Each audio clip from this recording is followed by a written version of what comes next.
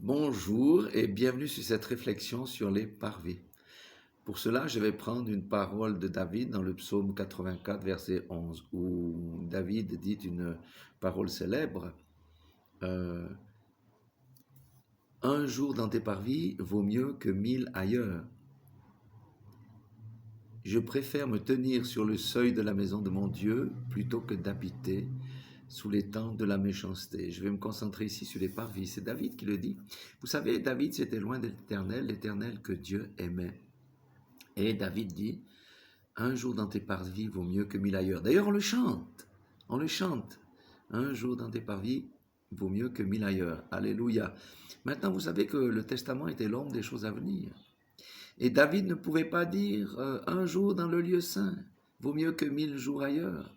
Il ne pouvait pas le dire parce qu'il était condamné à rester sur les parvis.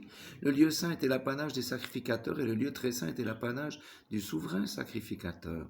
Donc, David devait rester sur les parvis là où il y a l'autel des sacrifices et l'ablution d'eau. C'est là que lorsqu'il péchait, devait aller faire ses sacrifices. Alléluia.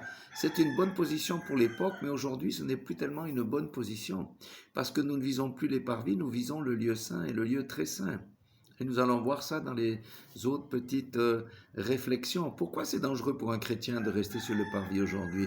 Parce qu'il n'est pas en communion avec Dieu et les parvis sont proches du monde.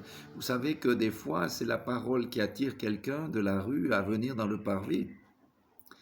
Mais il peut ressortir. Un chrétien qui n'est pas né de nouveau, un religieux, est sur les parvis, il n'est pas dans le lieu saint et il a tout loisir de retourner dans le monde. Voilà pourquoi notre position est meilleure que celle de notre patriarche David.